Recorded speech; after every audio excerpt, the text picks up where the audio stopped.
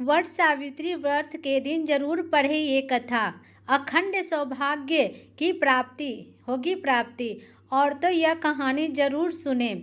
इस साल 5 या 6 मई 2024 शुक्रवार के सुहागिनी महिलाएं वट सावित्री व्रत रखेंगी और विधि विधान से बरगद के पेड़ की पूजा करेगी। इस साल 5 या 6 मई 2024 शुक्रवार को सुहागिनी महिलाएं वट सावित्री व्रत रखेगी और विधि विधान से बरगद के पेड़ की पूजा करेगी। इस दिन सुहागिनी महिलाएं अपने पति की लंबी आयु के लिए व्रत रखती है। ये व्रत सावित्री को समर्पित किया जाता है। मान्यता है कि माघ के कृष्ण पक्ष की जेठ माह के कृष्ण पक्षामास्या तिथि को यह सावित्री अपने पति सत्यवान के प्राण यमराज से बचाए थे। तभी से इस दिन वट सावित्री व्रत रखा जाता है। इस दिन व्रत करने से अखंड सौभाग्य की प्राप्ति होती है। विधि विधान से पूजा अर्चना के अलावा इस दिन वट सावित्री व्रत कथा भी पढ़नी चाहिए। वट सावित्री व्रत कथा इस प्रकार है। वट सावित्री कथा का पौराणिक कथा के अनुसार मध्य देश में अश्वपति नामक एक धर्मात्मा राजा का राज्य था। उसकी कोई संतान नहीं थी। संतान प्राप्ति के लिए राजा ने यज्ञ करवाया, जिसके शुभ फल से कुछ समय बाद उन्हें एक कन्या की प्राप्ति हुई। इस कन्या का नाम सावित्री रखा गया। जब सावित्री विवाह योग्य हुई तो उन्होंने सुत्यसेन के पुत्र सत्यवान को अपने पति के रूप में वरण किया। सत्यवान के पिता भी राजा थे, परंतु उनका राजपाट छिन गया था, जिसके कारण वे लोग बहुत ही दरिद्रता में जीवन व्यतीत कर रहे थे। सत्यवान के माता पिता की भी आंखों की रोशनी चली गई थी। सत्यवान जंगल से लकड़ियां काट कर लाते, उसे बेच कर जैसे तैसे अपना गुजारा कर रहे थे।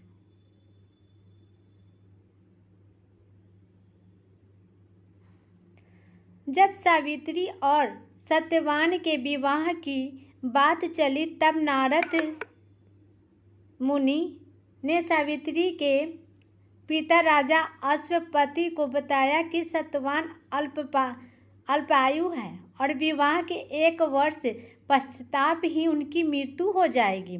उसके बाद सावित्री के पिता ने उन्हें समझाने की बहुत प्रयास की, परंतु सावित्री यह सब जानने के बाद भी अपने निर्णय पर अडिग रही। अतः सावित्री और सत्यवान का विवाह हो गया। इसके बाद सावित्री सास ससुर और पति की सेवा में लग गई।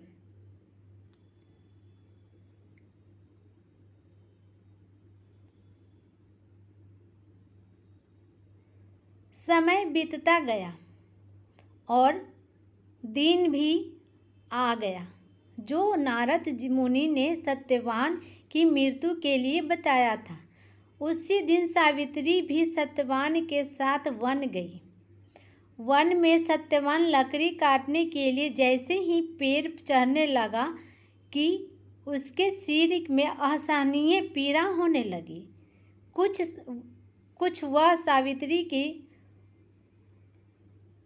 वहीं सावित्री की गोद में सिर रखकर लेट गया। कुछ ही समय में उसके समक्ष अनेक दूतों के साथ स्वयं यमराज जी खड़े हुए थे। यमराज सत्यवान की आत्मा को लेकर दक्षिण दिशा की ओर चलने लगे। पवित्रता के सावित्री भी उसके पीछे चलने लगी। पतिव्रता सावित्री भी उसके पीछे चलने लगी। आगे जाकर यमराज ने सावित्री से कहा, हे पतिव्रता नारी, जहाँ तक मनुष्य साथ दे सकता है, तुम्हें अपने पति का साथ दे दिया, अब तुम लौट जाओ। इस पर सावित्री ने कहा, जहाँ तक मेरे पति जाएंगे वहाँ तक मुझे जाना चाहिए। यदि सनातन यही सनातन सत्य है। यमराज सावित्री की वाणी सुनकर प्रसन्न हुए और उनसे 3 वर मांगने को कहा। सावित्री ने कहा, मेरे सास ससुर अंधे हैं, उन्हें नेत्र ज्योति दे। यमराज जी ने तथास्तु कहकर उसे लौट जाने को कहा और फिर आगे बढ़ने लगे, किंतु सावित्री यम के पीछे ही चल रही थी। यमराज ने प्रसन्न होकर पुनः वर मांगने को कहा, दूसरा वर मांगने को कहा। सावित्री ने वर मांगा, मेरे सास ससुर का खोया हुआ राज्य उन्हें वापस मिल जाए। जिसके बाद सावित्री ने यम से वर मांगा, मैं सत्यवान के 100 पुत्र की माँ बनना चाहती हूँ, कृपया करके आप मुझे यह वरदान भी दे। सावित्री की पति भक्ति से प्रसन्न होकर सावित्री से तथास्तु कहा है। उसके बाद वर मांगा, मेरे ससुर का खोया हुआ राज उन्हें वापस मिल जाए। इसके बाद सावित्री ने यम से वर मांगा, मैं सत्यवान के 100 पुत्र की माँ बनना चाहती हूँ, कृपा कर आप मुझे वरदान दे, यह भी वरदान दे। सावित्री की पति भक्ति से प्रसन्न होकर तथास्तु। उसके बाद सावित्री ने कहा कि मेरे पति के प्राण तो आप लेकर जा रहे हैं, तो मैं उसके पुत्र प्राप्ति का वरदान कैसे पूर्ण होगा। तब यमदेव ने अंतिम वरदान को देते हुए सत्यवान की जीवात्मा को पास में से मुक्त कर दिया। सावित्री पुनः उसी वट वृक्ष के लौटी तो उन्होंने पाया कि वट सावित्री के नीचे पैर सत्यवान की मृत शरीर में जीव का संचार हो रहा है। कुछ देर में सत्यवान उठकर बैठ गया। उधर सत्यवान के माता पिता भी आंखें भी ठीक हो गए और उनका खोया हुआ राज्य भी वापस मिल गया। तो आप सबका कैसा लगा ये सत्यवान की कहानी और वट सावित्री की। और जितने भी मेरे वीडियो पर आएंगे महिलाएं, उनको मेरे तरफ से वट सावित्री की अखंड सौभाग्यवती आप सबको मिलते रहे। माता रानी से आप सबका यही दुआ है, प्रार्थना है। वट सावित्री पूजा के दिन ये काम नहीं करना चाहिए। महिलाओं को सफ़ेद और नीले रंग के कपड़ा नहीं पहनना चाहिए। वट सावित्री के दिन विधवाएं महिलाओं को वस्त्र दान करने से बचना चाहिए।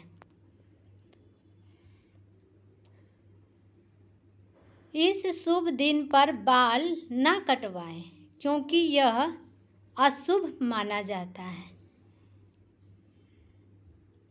किसी भी अपमान और बहस ना करें, किसी का अपमान और बहस ना करें। भगवान की पूजा करने से पहले महिलाओं को खाना पीना नहीं खाना चाहिए, देर तक नहीं सोना चाहिए और एक ही समय सोना चाहिए।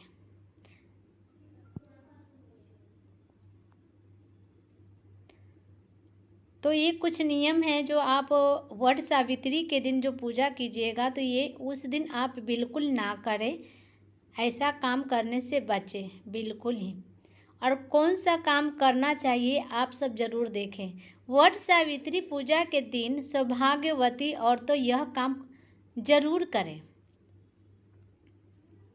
व्रत का संकल्प लें। जिस दिन आप व्रत करना है उस दिन आप संकल्प ले कि मैं आज अच्छे से पूजा करूं। हे माता रानी, आप मुझे शक्ति दे, अच्छे से मेरी पूजा हो जाए।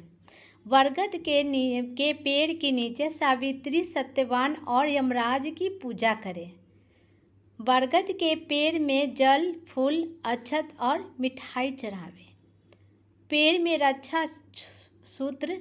रक्षा सूत्र बांधे और उसके चारों ओर 7 बार परिक्रमा करे।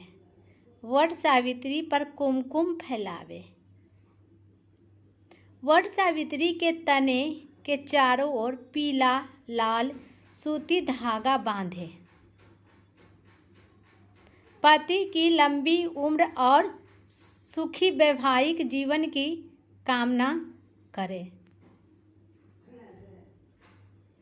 कच्चे सूत्र में 11 गांठें लगाकर भगवान शिव और माता पार्वती को अर्पित करें। काले चने का दान करें। सुने स्थान पर या मंदिर के पास जाकर पीपल का पौधा रोपें। देर तक ना सोए और एक ही समय सोए। भजन कीर्तन करें और भगवान के स्मरण करें। समय बिताएं। पूजा में चढ़ाए गए चीज को परिवार के साथ प्रसाद के रूप में खाएं।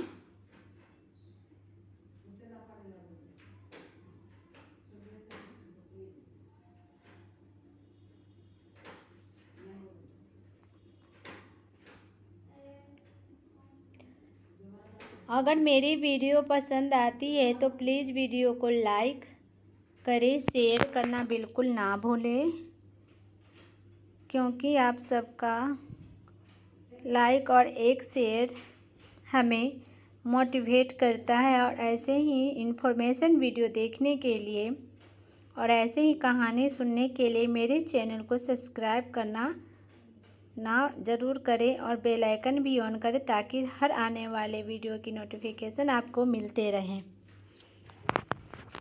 तो आप सबको यह वीडियो कैसी लगी, आप सब ज़रूर बताएं कमेंट बॉक्स में। वीडियो देखने के लिए दिल से थैंक यू, धन्यवाद। और मैं अब मिलूँगी नेक्स्ट वीडियो में नेक्स्ट कहानी के साथ। और प्लीज़ आप सब वीडियो को लाइक शेयर ज़रूर करें और सब्सक्राइब भी करें। Thank you for watching friend. Bye bye.